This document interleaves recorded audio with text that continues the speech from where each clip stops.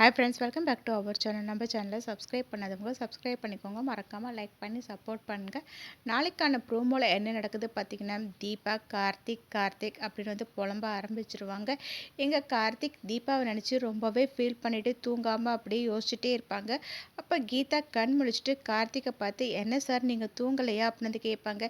இல்லைங்க அப்படின்னு கார்த்திக் சொன்னோடனே, என்ன சார் தீபா பற்றி நினச்சிட்ருக்கீங்களா அப்படின்னு வந்து கேட்பாங்க. கார்த்திக்கும் வந்துட்டு, ஆமாங்க, தீபா எல்லாருக்குமே ரொம்ப நல்லது செய்வாங்க. அதுவும் இந்த வீட்டில் இருக்கிற எல்லாருக்கூடயும் ரொம்ப அன்பாக இருப்பாங்க. ஒவ்வொருத்தருக்கும் தேவையான எல்லாத்தையுமே பார்த்து பார்த்து செய்வாங்க. அவங்களுக்கு இந்த மாதிரி ஆனதை நினைக்கும் போது எனக்கு மனசுக்கு ரொம்ப கஷ்டமாக இருக்குது. இருந்தாலும் தீபா எங்கேயோ உயிரோடு இருக்காங்க, ஆனால் என் பக்கத்தில் தான் இருக்காங்கன்றது எனக்கு நல்லாவே புரியுது. அதுவும் என் மனசுக்கு ரொம்ப நிம்மதியாக இருக்குது. கூடிய சீக்கிரமே அவங்கள கண்டுபிடிச்சி வீட்டுக்கு கூட்டிகிட்டு வந்துடுவேன் அப்படின்னாங்க. அதை கேட்ட உடனே இது கீதா வந்துட்டு, நீங்கள் கவலைப்படாதீங்க சார், கண்டிப்பாக தீபா கிடச்சிருவாங்க.